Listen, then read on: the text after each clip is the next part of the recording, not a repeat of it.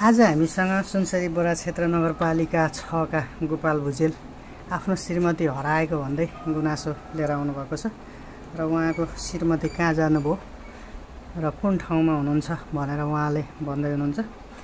उहाँको चाहिँ हराएको निकै दिन भइसकेको छ र आज मिडिया मार्फत फोटो पनि राखिदिने कुरो गर्नु भएर हामी उहाँसँग सानो कुरा गर्दैछौँ। नमस्ते, मेरो नाम हो गोपाल भुजेल।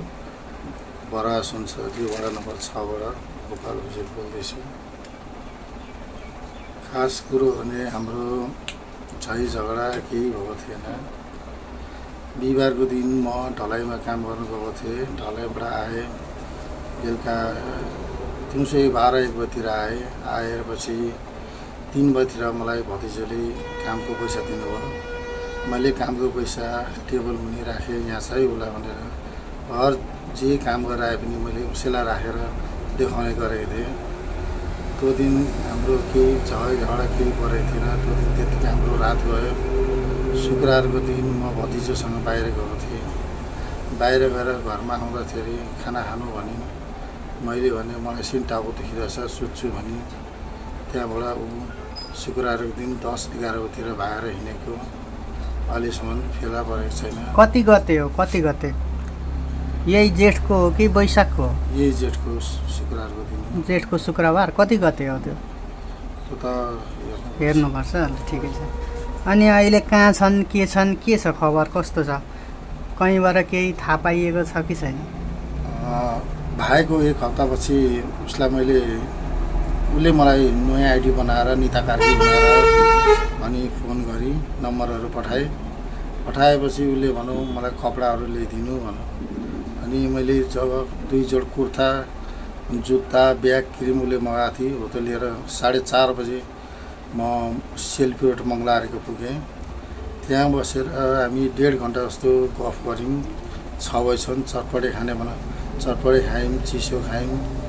त्यहाँबाट 6 बजीतिर हामी बेलुका छुट्टिने बेलामा मैले भने मेरो मोबाइलमा चार्ज छैन, लिएर जाऊ, भोलि पनि भेट्ने भनेकै छु, भोलि भेट्दा ल्याइदेऊ भने। तर उसले भन्यो होइन, बरु मेरै मोबाइल लिएर चलाउनु लानु, बरु भोलिपल्ट आउँदा ल्याइदिनु भने। भोलिपल्ट सेल्फी रोडमा बेलुकासम्म पर्खेँ, आइनँ। किन आइनँ भनेर घरमा जाँदाखेरि उसको आमासँग सोधपुछ गर्दाखेरि मलाई भाटा निकाले। साथी र म एउटा सुमन भन्ने साथी र म गएको थियौँ।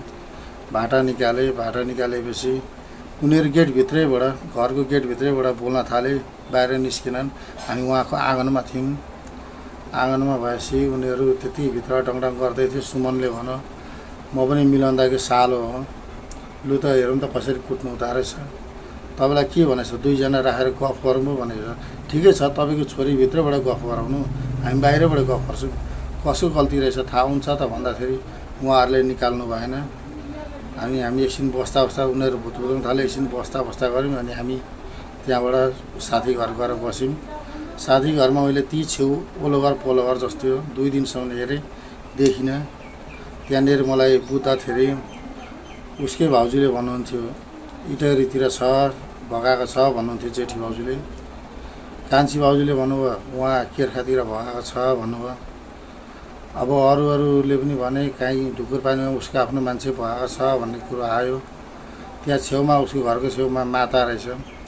त्यहाँ मातालाई बुझ्दाखेरि तपाईँले लग्नु बित्तिकै एकपल्ट यहाँनिर यताउति गरेको थियो, यो तान्नको लागि रहेछ।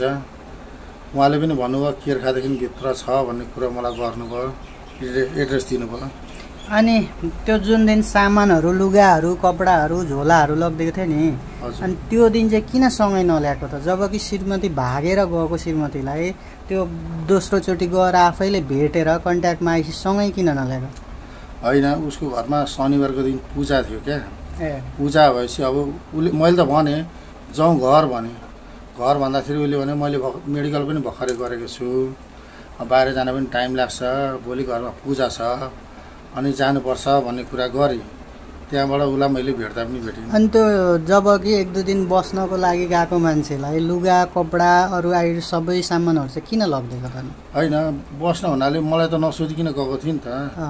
अब मलाई नसोधी गएँ, अब किन गएँ कसो गएँ मलाई थाहा भएन। त्यो भेटको बेलामा चाहिँ के भयो कुरा? जुन दिन त्यहाँ दिनभरि भेटियो त्यो भेटमा चाहिँ के भयो फेरि फर्किने नफर्किने कस्तो कुरा भयो भन उसले मलाई अब भोलिपल्ट शनिबारको दिन पूजा छ पूजामा म त्यति बस्दिनँ अलिकति सबै आफ्नो मान्छेहरू आउँछ अप्ठ्यारो हुन्छ म तपाईँसँग सिलगढी रोडमै भेट्छु बस्छु दिनभरि बेलुका फर्किन्छु आइतबारको दिन हामी घर फर्किनुपर्छ भन्ने कुरा विवाह चाहिँ कसरी भएको अन्तर्जातीय बिहा होइन हाम्रो लभ म्यारेज बिहा लभ म्यारेज हो ए पहिला विवाह हुँदाखेरि राम्रै थियो सबै राम्रै थियो हजुर कति वर्षसम्म राम्रो चल्यो हाम्रो बिहे भनेको गरेको 4 वर्ष भयो हाम्रो हुन त बिचमा कहिलेकाहीँ मिसअन्डरस्ट्यान्डिङ भएर डिस्कस पर्थ्यो पर्न त होइन तर त्यस्तो नराम्रो त्यो परेको थिएन बालबच्चा चाहिँ छ कि छैन अहिले बालबच्चा छैन ए अब अहिले चाहिँ के चाहनुहुन्छ त अब तपाईँले अहिले के चाहनुहुन्छ अहिले कन्ट्याक्टमा हुनुहुन्न फोन लाग्दैन केही सम्पर्क विहीनमा हुनुहुन्छ अब चाहिँ के चाहनुहुन्छ भेट्यो भने घर ल्याउने कि होइन उसलाई अब मैले एकपल्ट भेटेर होइन उसँग बसेर कुरा गरेर के छ विचार कस्तो छ सबै बुझेर ममा के गल्ती भएको हो कि बा ऊबाट के गल्ती भएको हो कि अब अझै पनि म त भरिसक ल्याउनै चाहन्छु नि उसलाई ए आएदेखि मिलेर बस्ने भेटाउन पाएदेखि मिलेर बस्ने होइन ए तपाईँको शङ्का चाहिँ उहाँको परिवारले लुकाएको भन्ने हो हजुर यो यही हो ए मेरो मात्र होइन उसको भाउजूहरू पनि त्यही भन्छन् ठिकै छ अब हामीले भिडियो हालेको छौँ उहाँकै इच्छाअनुसार उहाँको श्रीमतीको पनि हामीले भिडियो फोटो राखिदिएका छौँ कोही कसैले भेट्नु भएको छ भने उहाँको हामी नम्बर दिनेछौँ नम्बरमा कल गरेर सम्पर्क गरिदिनु होला उहाँको शङ्का चाहिँ इटरी केराबारी यही मोरङ सुनसरीमै हुनुहुन्छ भन्ने छ होइन यतैतिर हुनुहुन्छ भन्ने तपाईँलाई शङ्का छ केरखा त्यही त मोरङ झापा सुनसरी यतैतिर पूर्वैतिर हुनुहुन्छ भन्ने शङ्का छ ठिक छ ल हामी सबै भिडियोहरू फोटोहरू राख्नेछौँ धन्यवाद